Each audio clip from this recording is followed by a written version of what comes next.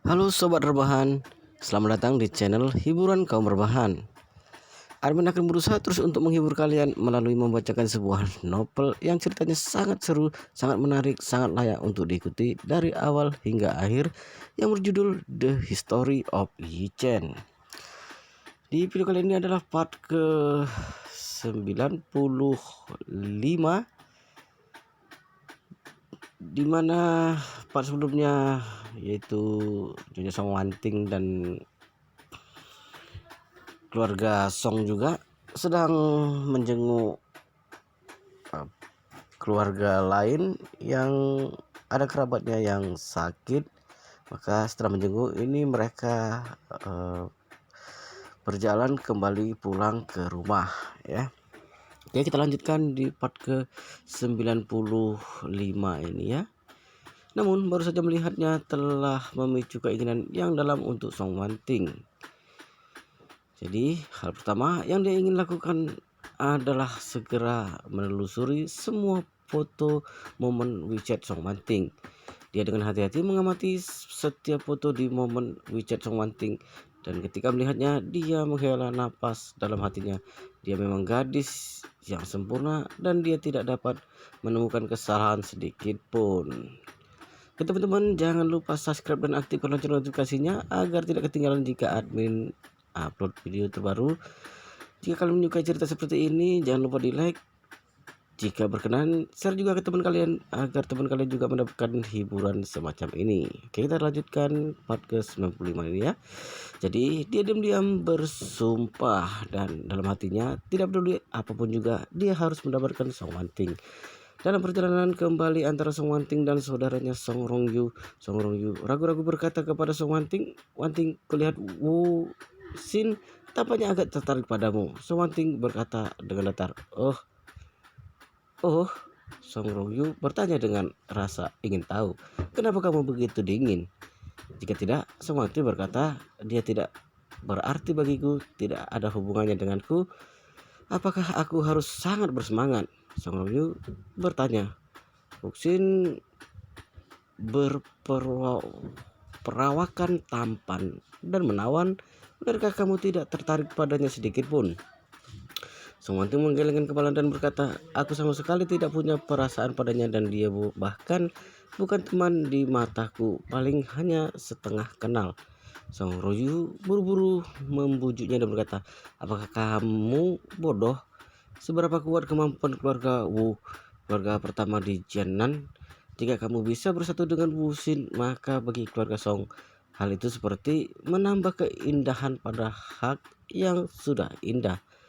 Aku tidak punya perasaan padanya." Song Wanting berkata dengan serius, "Aku tidak bisa bersama dengan orang yang aku sendiri tidak memiliki perasaan terhadapnya, bahkan jika dia adalah seorang terkaya di dunia." Song Rongyu terkejut dan berkata, "Kamu sungguh menyukai Yi Chen itu?"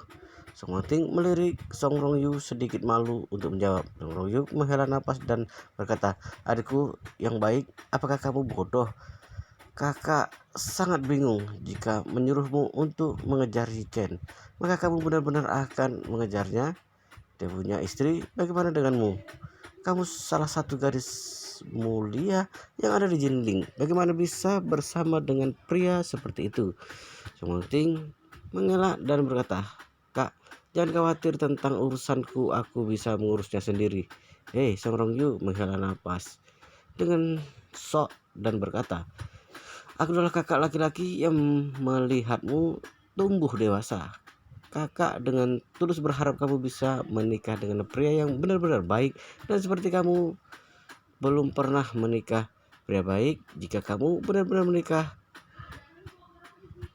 menikahi Yi Chen, pria yang menikah 2 kali, aku akan sangat kasihan padamu."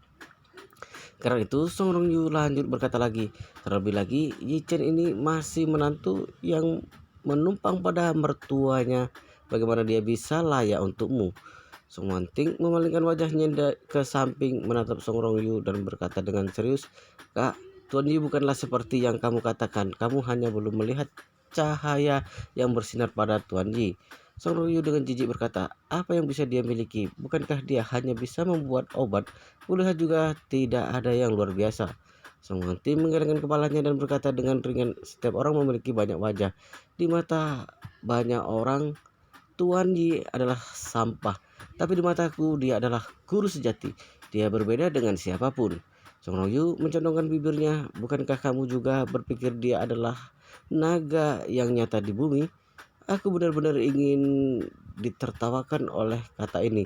Naga nyata di bumi. Sang Wanting melirik Song Rongyu dan merasa bahwa Song Rongyu seperti orang yang mentalnya terbelakang. Tapi Song Rongyu merasa sudah waktunya bagi Song Wanting dan kakek untuk tetap membuka mata dan melihat wajah Yi Chen yang sebenarnya. Bukankah Yi Chen dikenal sebagai naga nyata di bumi? Lalu aku menemukan cara untuk membuat Wuxin menjadi dewa yang akan menelanjangi kulitnya dan menggerakkan ototnya. Pada saat yang sama, si Tianqi berada di pusat pengobatan. Masyarakat menatap dengan bingung pil kehidupan kembali yang diberikan oleh Yi Chen kepadanya. Dia ingat apa yang dikatakan Yi Chen kepadanya. Yi Chen berkata kepada dirinya sendiri bahwa obat ini bisa membuatnya 10 tahun lebih muda dan memperpanjang hidupnya 10 tahun. Meskipun dia tahu Yi Chen memiliki kekuatan yang hebat, dia masih merasa bahwa efek pengobatan semacam ini hampir seperti fantasi. Seperti kata pepatah, ada saatnya bunga mekar kembali dan tidak ada yang muda lagi. Manusia dapat mengontrol segalanya di dunia ini, tetapi mereka tidak dapat mengontrol waktunya sendiri. Berapa banyak di dunia ini, bagaimana bisa ada obat ajaib yang bisa membuat orang segar kembali?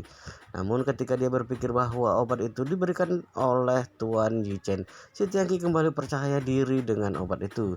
Dia merasa bahwa Tuan Yi tidak akan pernah menipu dirinya. Karena dia berkata demikian, maka obat ini pasti memiliki efek semacam ini. Jadi dia memutuskan untuk minum obat sesuai dengan instruksi Yi Chen. Si Tianqi dengan hati-hati memasukkan pil kehidupan kembali ke dalam mulutnya. Dia berpikir bahwa pil jenis ini akan lebih sulit untuk dimakan, tetapi tanpa diduga pil itu segera berubah menjadi rasa manis dan mengalir langsung ke perut. Segera setelah itu, itu adalah momen ajaib yang tidak akan pernah dilupakan si Tianqi. Dia merasa tubuh terbungkus erat oleh arus hangat, seperti energi aneh yang bekerja di setiap bagian tubuh. Awalnya dia merasa sedikit sesak di wajah saya. Kemudian kulit kepalanya gatal dan mati rasa. Kemudian rasanya semua persendian menjadi panas. Beberapa menit kemudian, si Tianqi merasa seperti terlahir kembali. Sekejur tubuh benar-benar telah kembali seperti 10 tahun yang lalu. Dia tanpa sadar mendekati cermin. Ketika dia melihatnya, dia dibuat terkejut oleh dirinya sendiri yang ada di cermin. Pantas saja, barusan wajahnya terasa kencang. Ternyata kulit yang tadinya penuh keriput telah mengencang. Tadi seketika terlihat lebih muda 10 muda. Jadi seketika terlihat lebih muda 10 tahun. Yang lebih menakjubkan adalah bahwa dia sudah penuh dengan rambut perak. Tetapi dia tidak menyangka bahwa kepalanya yang penuh dengan rambut perak ini setengahnya menghitam dengan seketika. Tubuh yang tadinya agak reot sekarang bisa berdiri tegak, dan persendian yang sudah rusak parah juga meningkat. Si Tianqi baru-baru mengejar denyut nadinya, menandai dirinya sendiri, dan kemudian menyadari bahwa seluruh napas dan denyut nadinya telah jauh lebih baik dibandingkan sebelumnya. Hal ini berarti tidak hanya terlihat muda, tidak hanya tulang yang muda, tetapi organ dalam dan sekujur tubuh bagian luarnya semuanya menjadi muda. Sama saja dengan tiba-tiba kembali dari 70 tahun ke kondisi 60 tahun. Si Tianqi menjadi gila. Jika hidup seseorang adalah jam waker yang bekerja dengan jarum jam, maka energi yang tersimpan di dalam jarum jam tersebut akan terus memudar seiring dengan berlalunya waktu hingga saat ketika semua energi disimpan habis, jam waker ini juga akan berhenti total. Dan sekarang kehidupan si Tianqi setara dengan Yi Chen yang menggunakan tangan Tuhannya untuk memaksa jam waktu si Tianqi mundur 2 kali. Ini juga berarti bahwa jam kehidupan si Tiangki dapat berjalan 2 putaran lagi. Ini bukankah ini keajaiban? Kalau obat ajaib seperti ini dijual, jangankan 100 juta, 1 miliar pun para konglomerat tua itu pasti akan rebutan membelinya. Sudah sepuh uang yang telah dikumpulkan, mau dibuat apa? Kalau bisa dipakai untuk mengembalikan masa muda, maka konglomerat bernilai miliaran hingga puluhan miliar itu pasti akan menukarnya tanpa ragu dengan tambahan usia seberapa puluh tahun. Ini adalah waktu yang sukar sekali dibeli. Saat ini si Tangki antusias sekali hingga berderai air mata, bahkan menangis keras. Dia langsung merogoh ponselnya dan mengirim pesan pada Yichen. Katanya, Mas Seri, obat ajaib Anda sudah saya minum. Saya sangat berterima kasih atas pemberian Anda. Saya bersedia memberikan nyawa untuk Anda apapun yang terjadi. Yichen membalas dengan ringan, baguslah kalau ada khasiatnya, tapi jangan lupa, jangan beritahu siapa-siapa selain dirimu dan Xiao Zhao. Membuat obat-obat muda ini seperti ini butuh bahan herbal berusia 300 tahun. Ini benar-benar langka.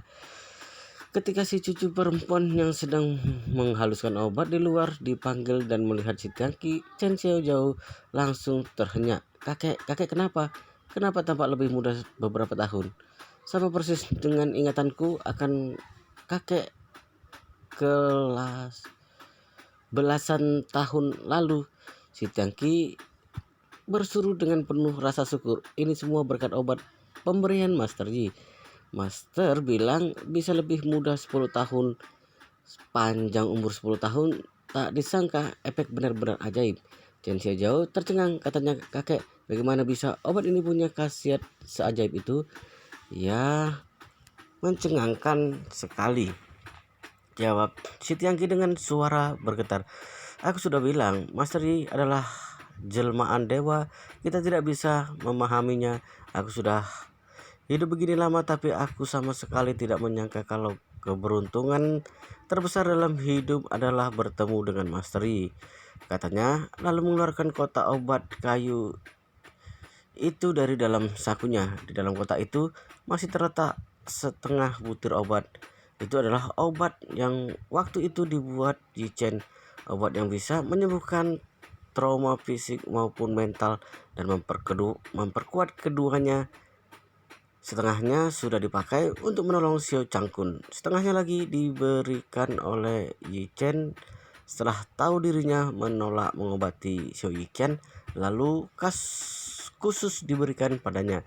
Si Tangki selalu berpikir usianya sudah tua, setengah butir obat ini harus selalu dibawanya kalau suatu saat dibutuhkan. Tapi hari ini tiba-tiba ada keberuntungan, dia pun bersiap memberikan setengah butir obat ini kepada cucu perempuannya, Chen Xiaojao. Maka si Tiangki pun mengeluarkan obat itu lalu berkata, Xiaojao, ini adalah obat pemberian Master Yi. Waktu itu awalnya aku mau menggunakannya sendiri, kata si Tiangki sambil melihat Chen Xiaojao. Lanjutnya dengan tulus, Xiaojao, jangan salahkan keegoisan kakek. Bagaimanapun orang tua selalu takut mati. Aku tidak ingin terlalu cepat meninggalkan kalian. Chen Xiaojao buru-buru berkata, kakek jangan bicara seperti itu. Xiaojao tidak pernah merasa kakek egois. Si Tangki tersenyum, sebetulnya dalam hati kakek mengerti perbuatanku ini adalah keegoisan. Si Tangki menyerahkan obat itu pada Chen Xiaojao, katanya dengan sungguh-sungguh, sejauh kakek sudah menerima banyak kebaikan dari Master Yi. Seorang tua renta seperti aku bisa punya kesempatan seperti ini, itu semua sudah merupakan keberuntungan selama beberapa kali kehidupan. Jadi kebaikan Master Yi ini tidak boleh kakek nikmati sendiri. Obat ini kakek berikan kepadamu, bawalah setiap saat kalau dibutuhkan. Chen Xiao buru-buru mengibaskan tangannya. Kakek, obat ini untuk kakek saja. Xiaojao tidak mau. Si Tangki berkata sungguh-sungguh, Xiaojao, dengarkan kakek, terima obat ini. Kakek tidak punya hak untuk memikul manfaat sebesar ini. Jadi anggaplah kamu membantu kakek memakainya. Saya berkata demikian, dia berseru, sejauh mulai hari ini kamu harus menghormati Master Yi, meskipun kakek tiada kelak, kamu tetap harus melayaninya. Ini bukan hanya untuk balas budi kepada Master Yi, tapi juga untuk peruntunganmu sendiri. Melihat kesungguhan kakeknya, Chen Xiaojao ragu untuk sejenak, namun akhirnya menerima obat itu. Untuk beberapa kali dia juga pernah mengimpikan untuk memiliki obat ajaib semacam itu, tapi begitu memikirkan usia kakek dan bahwa beliau lebih membutuhkan itu, Chen Xiaojao pun tak lagi memikirkannya. Dia sama sekali tak menyangka kalau kakek ternyata memberikan obat buatan Master Yi itu kepadanya. Jadi saat menerima obat itu, hatinya girang bukan kepalang. Di saat yang bersamaan, kata-kata kakek tadi tak berhenti berputar di kepalanya. Seumur hidup melayani Master Yi, dirinya sangat rela, tapi dia tak tahu apakah Master Yi akan merendahkannya atau tidak. Si Tiangki mengetahui pemikiran cucunya. Dia tersenyum, katanya sejauh, Master Yi adalah orang yang begitu baik. Selama kamu melayaninya dengan tulus, dia pasti juga akan memperlakukanmu dengan tulus. Usia kakek sudah renta, hidup pun paling lama hanya sampai 100-an tahun. Kamu masih muda. Kalau kamu bisa selalu melayani di sisi Master Yi, kelak Master Yi juga tak akan melupakanmu. Shen Zhenjiao mengangguk-angguk. Kakek tenang saja, Shen Zhenjiao mengerti. Si Tiangki mendesah sendiri. Ketika Song Rongyu memanggilku untuk mengobati Tuan Besar Song, luka lamaku belum pulih. Awalnya aku hendak menyuruhmu datang sendiri, tapi karena aku dan Tuan Besar Song berteman baik, aku khawatir kalau kamu tidak berhasil menyembuhkannya, sehingga dia tidak bisa bertahan lama dunia ini. Jadi aku pun kemari. Sungguh tak kusangka perjalanan ke Jinling ini bisa membuatku bertemu tokoh besar ini. Si Taki begitu antusias hingga tak bisa tidur. Sama seperti dia yang tak bisa tidur, begitu juga dengan Tuan Besar Song. Hanya saja Tuan Besar Song tidak seberuntung si Taki.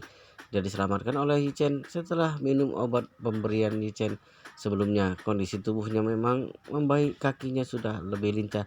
Tapi karena kondisi awalnya sudah kurang baik, tubuhnya tidak mengalami peningkatan yang terlalu signifikan. Kebetulan beberapa hari ini suhu udara Jinling menurun. Tuan Besar Song merasa sedikit masuk angin dan terus terbatuk-batuk. Jadi semalaman ini dia seperti tidak tidur. Pagi-pagi buta Tuan Besar Song terbangun dengan kepala pusing. Setelah terbatuk-batuk semalaman hingga tidak bisa tidur, pasti tak akan bagus sekuat apapun kondisi tubuhmu. Ketika sang kakak keluar kamar, Song Wanting dan Song Rongyu sudah pergi. Keduanya kini disibukkan oleh bagian bisnis keluarga masing-masing. Setiap hari mereka pergi pagi pulang malam. Maka Tuan Besar Song memanggil pengurus rumah Paman Yu untuk menyetir untuknya. Dia pergi ke pusat pengobatan masyarakat milik si Tianqi dan berencana menyuruhnya meresepkan beberapa obat. Kalau bisa membuat badannya hangat sedikit, maka itu akan baik sekali. Pusat pengobatan masyarakat baru saja buka. Sebuah mobil Rolls Royce perlahan berhenti di depan pintu. Mobil mewah itu seketika menarik perhatian banyak orang. Selanjutnya Tuan Besar Song yang sudah sepuh itu keluar dari Rolls Royce dengan dipapah oleh Paman Yu. Di sisi keduanya berdiri lekat 4 orang bodyguard. Bodyguard ini adalah para ahli kompeten yang bisa dicari oleh keluarga Song. Tuan Besar Song berjalan beberapa langkah, berhenti karena terbatuk-batuk, lalu berjalan lagi. Paman Yu memampahnya dengan hati-hati sambil mengelus-elus punggungnya. Katanya dengan hormat, Tuan, berhubung kondisi Anda tidak sehat, seharusnya Anda istirahat di rumah saja. Saya bisa memanggilkan dokter Saktisi untuk memeriksa Anda. Tidak bisa, kata Tuan Besar Song mengibaskan tangan. Lanjutnya, si Tiangqi punya martabat, apalagi dia seorang dokter top nasional. Tidak sedikit tokoh besar yang ingin mengundangnya, tapi dia tidak bergeming. Apalagi aku yang sakit-sakitan ini, bagaimana mungkin aku memanggilnya ke rumah? Paman Yu berkata, Tuan, sebentar lagi Anda akan merayakan hari jadi. Seorang senior yang hendak merayakan hari jadi, bagaimana bisa terus melakukan semuanya sendiri? Tidak apa-apa, Tuan Besar Song berkata dengan ringan. Kebetulan sekalian menyerahkan undangan kepada dokter Saktisi untuk datang ke pesta ulang tahun. Setelah berbicara, dia menunjuk ke gerbang pusat pengobatan masyarakat dan berkata, Jalanlah, bawa aku masuk ke dalam. Saat ini Chen Xiaojao sedang sibuk di aula bagian luar pusat pengobatan masyarakat. Tiba-tiba dia melihat Tuan Besar Song datang.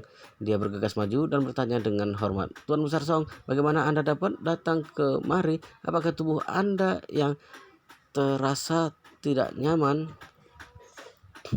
Tuan Besar Song terbatu-batu dan berkata sambil tersenyum, aku sudah tua dan tubuh ini juga hari demi hari semakin buruk. Akhir-akhir ini cuaca semakin dingin, aku agak kedinginan. Aku mendatangi kakekmu dan ingin menyuruhnya memberikan beberapa pil untukku.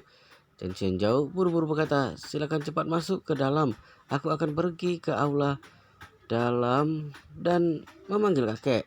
Setelah berbicara, Chen Xiaojao mempersilahkan Tuan Besar Song untuk masuk, dan setelah Tuan Besar Song duduk, dia pergi ke aula dalam lalu memanggil Si Tiangqi. Mendengar bahwa Tuan Besar Song telah datang, Si Tiangqi bergegas meletakkan apa yang dipegangnya dan berjalan keluar dengan cepat. Si Tiangqi selalu menganggap Yu Chen sebagai dermawan yang hebat dan sedikit berterima kasih kepada Tuan Besar Song.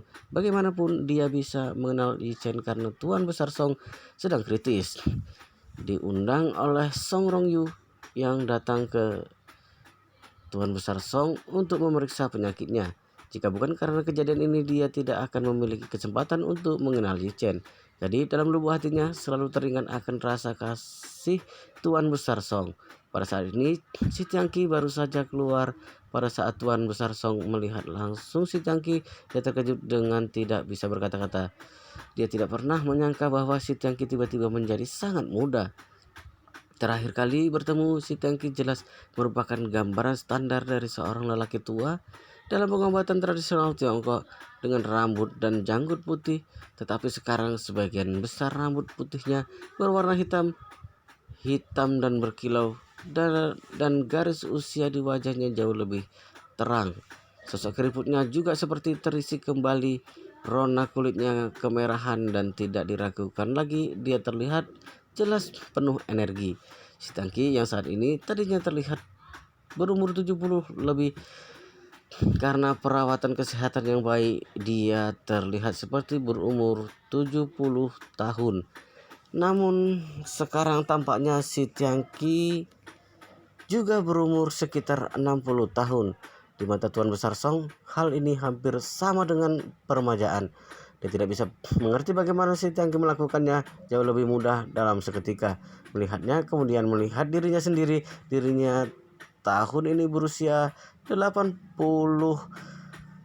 hanya berjarak beberapa tahun dari Si Tiangqi. Tetapi karena sakit parah sejak dia sembuh dari penyakit itu, terlihat lebih tua dibandingkan dengan Si Tiangqi yang 10 tahun lebih muda sekarang. Keduanya hampir berbeda satu generasi.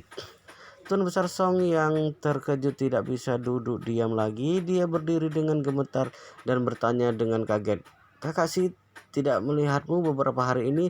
Mengapa kamu berubah jauh berbeda? Melihatmu hari ini rasanya lebih baik dariku, lebih dari 20 tahun lebih muda. Apakah kamu menemukan cara yang luar biasa untuk menjaga kesehatan dengan baik? Si Tiangqi buru-buru mengangkat tangannya dan berkata, kakak Song, alasan Si membuat perubahan ini sebenarnya karena sebuah kesempatan baru-baru ini. Tuan Besar Song sangat iri ketika mendengar kata-kata itu. Dia sekarang bermimpi bisa bertemu dengan kesempatan yang sama dengan Si Tiangqi. Bahkan jika membuatnya menghabiskan kekayaannya, dia akan bersedia. Oleh karena itu, dia meminta Paman Yu untuk mundur sementara. Dirinya dan Si Tiangqi, dia dengan hati-hati bertanya, adik Si, bisakah kamu mengungkapkan dari mana datangnya kesempatan itu? Si Tiangki berkata dengan nada meminta maaf, "Kakak Song, maafkan aku berjanji pada orang lain, masalah ini tidak bisa dikatakan." Tuan San Song mendengar kata-kata itu, matanya berkedip dan dia berseru, "Apakah orang yang kamu maksud adalah Tuan Yi?" Wow, seru sekali guys. Tapi untuk part ini di episode ini sampai di sini dulu. Kita lanjutkan di episode berikutnya, di video berikutnya. Jangan lupa subscribe dan aktifkan lonceng notifikasinya agar kalian tidak ketinggalan jika admin update video terbaru. Jika kalian menyukai video seperti ini, jangan lupa like. Jika berkenan, share juga ke teman kalian agar teman kalian juga mendapatkan informasi hiburan seperti ini. Oke, kita lanjutkan di part berikutnya, di video berikutnya.